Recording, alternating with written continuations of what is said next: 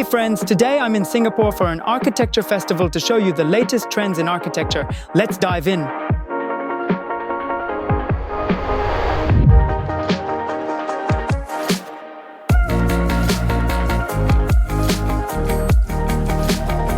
As we go through the video, I'll tell you about the festival. But for now, let's move to a calmer place, and I'll show you the projects I liked.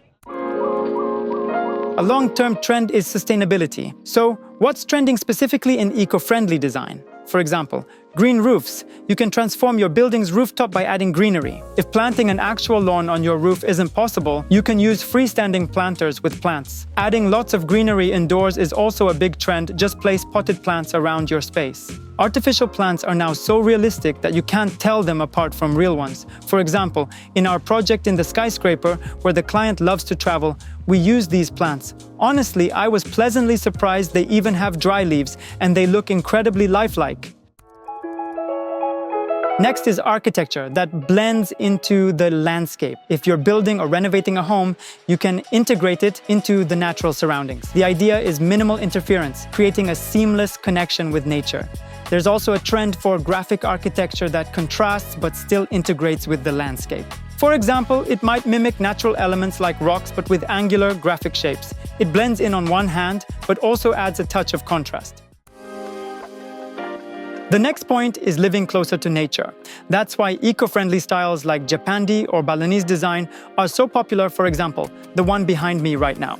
These styles are all about harmony, natural materials, lots of wood, greenery, and warm elements. It's an interior that feels both natural and cozy. And this natural, cozy vibe doesn't have to be limited to those styles. You can achieve it even in minimalist spaces by blending it with other styles. This is called style blending, but it still ties back to nature. In architecture, this could be structures like huts or buildings that visually resemble them.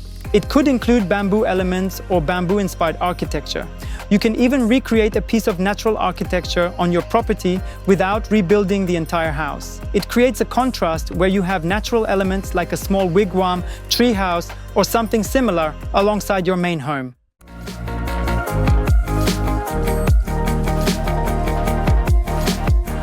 Inside, there are 17 themed rooms, each with its own focus.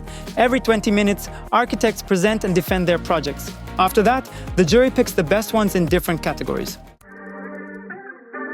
And of course, there's sustainable development. Things like solar panels and renewable materials like bamboo, which is harvested from sustainable sources. Besides solar panels, you could consider wind turbines or geothermal heating systems that use the Earth's heat to warm your building in colder climates. Or you can use specialized systems to cool your building instead. There are also air recuperation systems. For example, when air exits your home, it can heat incoming air in colder climates.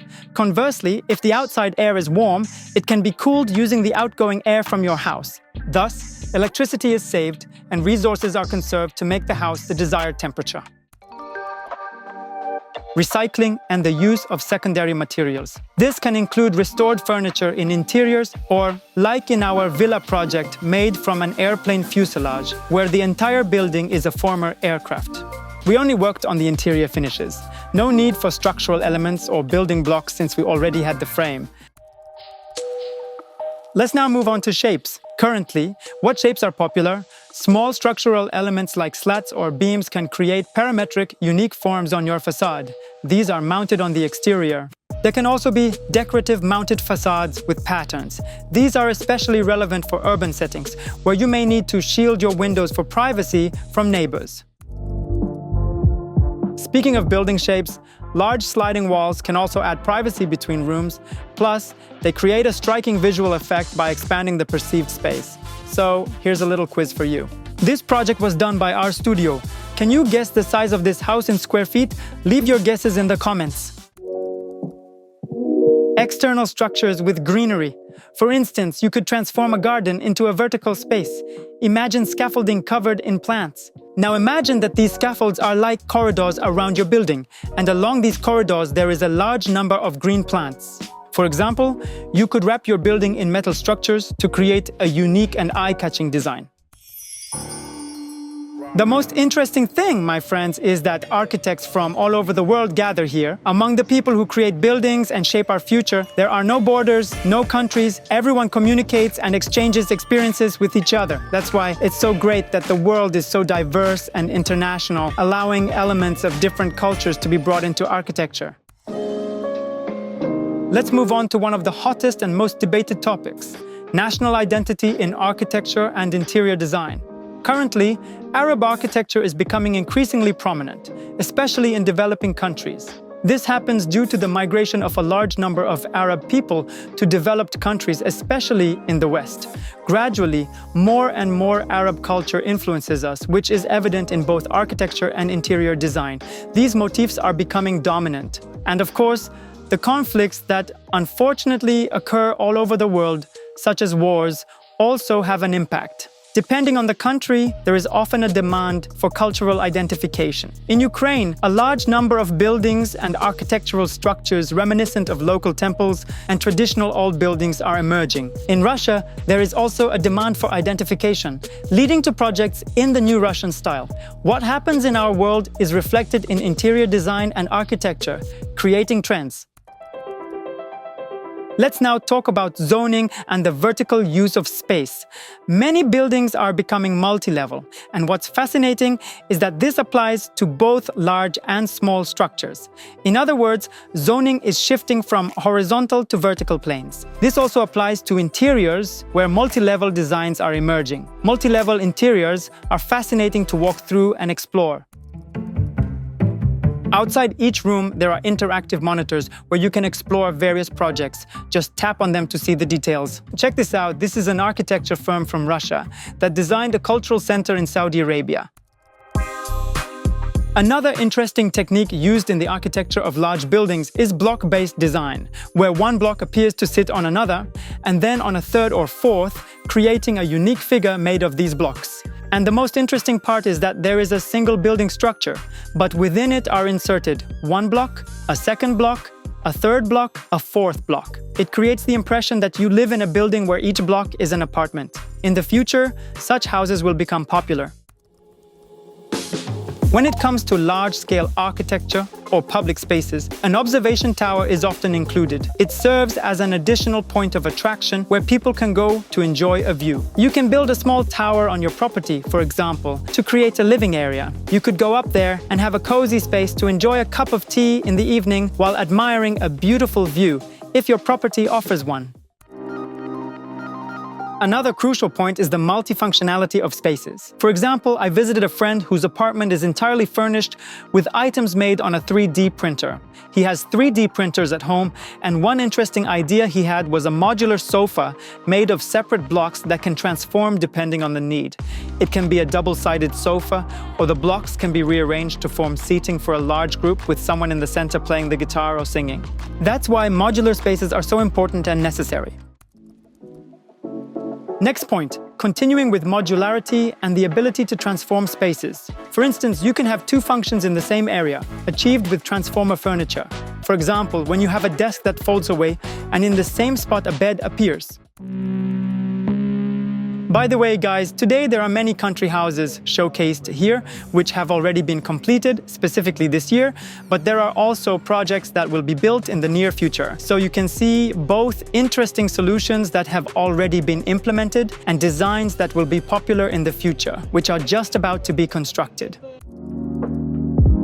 Now let's talk about what I call the future. Everyone knows about the Sphere in Las Vegas, where massive images are projected, allowing you to feel like you're anywhere in the world while actually staying in one place.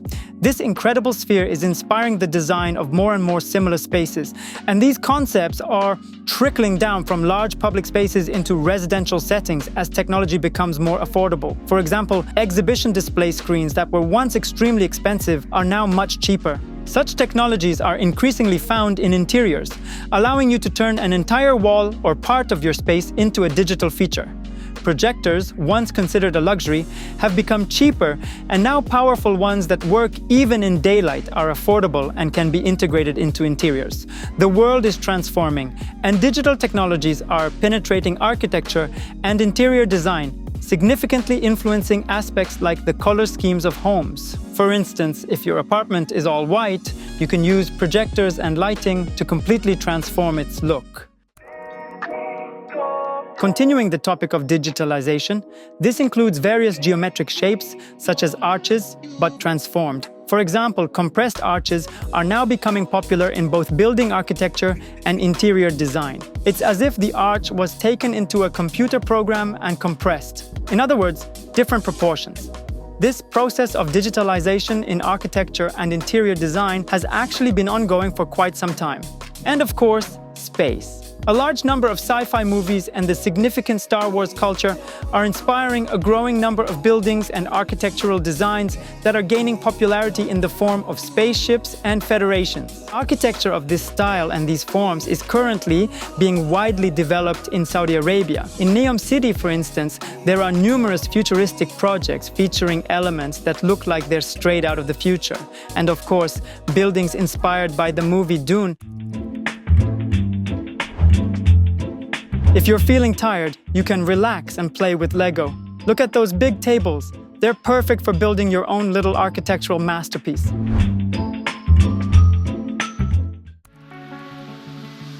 And of course, let's smoothly move on to emotions. Architecture and interior design should bring emotions to people. This can be achieved through contrasting colors. Or you can do it with an amusement park when you create fun things in your home. For example, slides where you can slide from the second floor to the first, a fire hose like this. When you make grids that you can lie on in a double height space in your own mezzanine.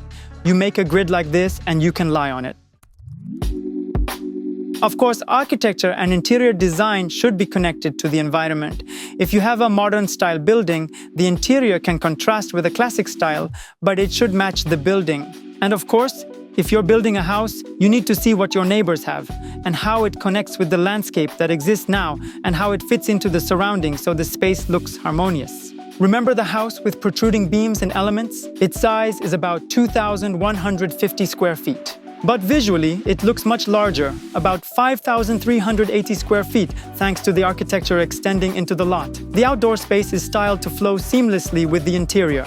This visually expands the building, making it appear larger. It's also a great value since such a house can be sold at a higher price simply because it looks more expensive. Beauty is harmonious natural proportions, a harmonious combination of colors. This is very important, and on one hand, it's very simple.